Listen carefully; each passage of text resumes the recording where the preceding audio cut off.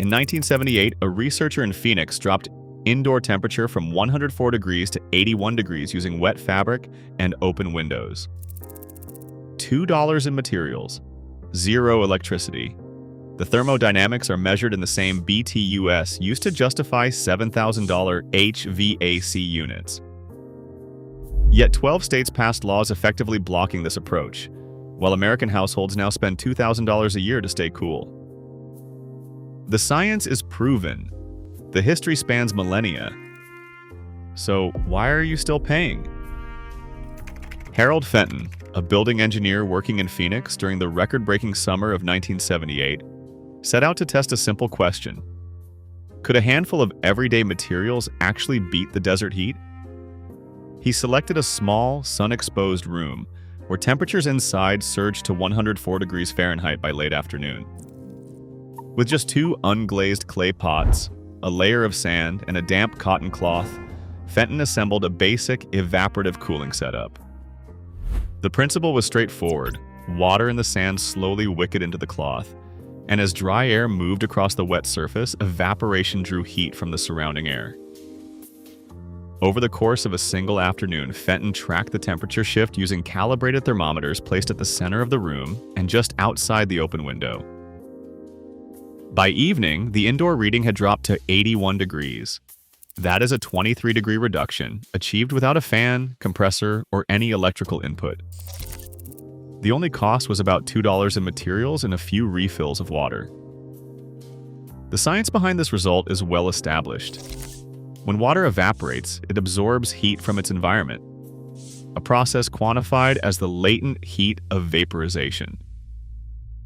At typical summer temperatures, every pound of water that evaporates removes roughly 1,000 BTU of heat from the air. For comparison, a standard window air conditioner is rated by the same BTU metric, yet it requires a steady flow of electricity and regular maintenance. Fenton's setup, by contrast, used passive airflow from an open window and the relentless dryness of Phoenix air to drive the effect. To put these numbers in perspective, if a single pound of water evaporates over an hour, that is the same cooling power as a small 1,000 BTU air conditioner running full tilt. In Fenton's test, evaporation rates averaged about 2 pounds per day, matching the BTU output of a modest window unit for a fraction of the cost. The only requirement was low humidity and a steady breeze, both in abundant supply during Arizona's summer months. Fenton's experiment didn't just demonstrate a dramatic temperature drop, it provided a clear, measurable benchmark. The method was simple, the results were immediate, and the underlying physics have been used to justify multi-thousand-dollar HVAC installations for decades. Yet here, the same principle was harnessed with clay, sand, and water. No electricity, no moving parts, just a direct application of thermodynamics, measured in the same units that define the modern cooling industry. Desert civilizations have always wrestled with heat, long before electricity or compressors. In ancient Egypt, a simple solution emerged. Strips of linen or reeds, soaked overnight, hung across open windows each morning. As the dry wind swept through, water evaporated from the fibers, cooling the air. Howard Carter, while excavating Tutankhamun's tomb in 1922, noted in his diary how the burial chamber stayed nearly 20 degrees cooler than the entrance above. He credited the thick stone walls and the lingering dampness from reed mats, an ancient passive cooling system that needed only water and airflow. Egyptian homes and palaces often paired these wet reed curtains with mud brick walls. The thick bricks slowed down heat, while the evaporating water cooled the breeze. A 13th century papyrus and historical accounts describe this as standard practice in elite homes, delivering a 15 to 20 degree drop on the hottest days. Modern tests back this up. In a University of Colorado reconstruction of a new kingdom house, infrared sensors recorded a 14-degree temperature difference during simulated desert heat, matching ancient reports. Persian plateau city builders in Yazd faced similar extremes. Their answer was the windcatcher, or badger, a tall tower designed to catch the summer breeze. Each tower was carefully oriented to funnel wind down through a network of channels, often over a shallow pool or wet surface. As the air moved through, it picked up moisture and evaporation cooled it before it reached the living spaces. A 2019 University of Cambridge study used thermal imaging and computer models to measure these towers in action. The results showed indoor temperatures dropping from 105 to as low as 88 degrees, a 17-degree reduction, when all 4 windcatcher shafts were open. Researchers found Yazd's windcatchers consistently delivered 12 to 18-degree cooling, all without fans or electricity.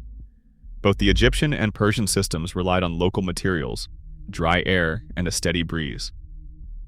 Scientific studies have mapped humidity and airflow, confirming these passive designs can match today's low-end air conditioners in temperature drop, but with zero electricity.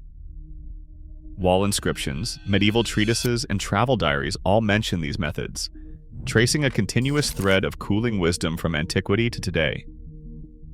The physics, evaporation, and airflow remained constant, proving dramatic cooling is possible, even in harsh climates, with just water, wind, and human ingenuity.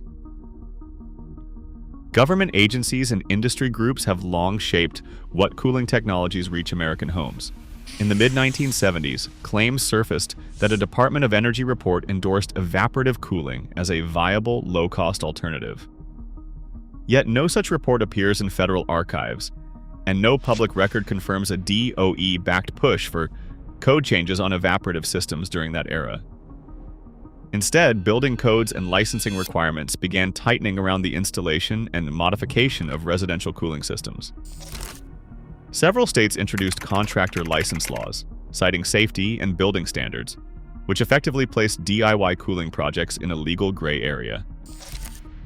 The HVAC industry, represented by national trade groups, expanded its lobbying presence in state legislatures through the late 1970s and early 1980s.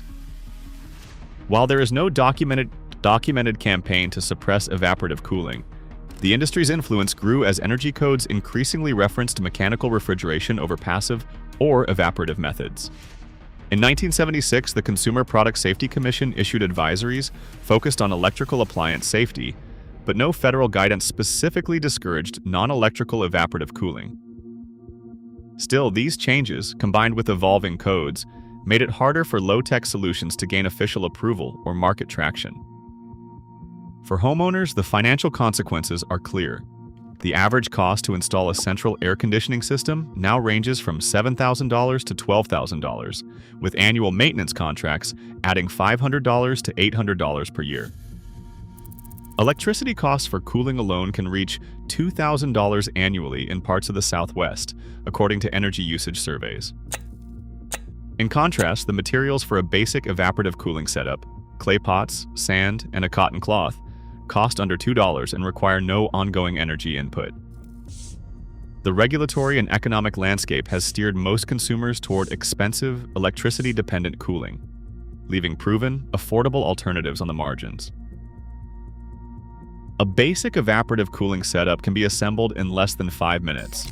The materials list is short: a cotton towel, a bucket or shallow tray, and a window with good airflow. Drape the towel so it hangs across the open window, with one end dipped into the water below. As the towel soaks up water, dry air moving through the window pulls moisture from the fabric. This evaporation process draws heat out of the incoming air, lowering the temperature inside. In Tucson, a retired teacher put this method to the test during a string of 108-degree days. She tracked her indoor temperature and electricity bills for a full month. The results were striking. With just 2 towels and a daily refill of half a liter of water, her living room stayed 12 to 15 degrees cooler than the outside air. Her July electric bill dropped from $212 to $31, a nearly 85% reduction.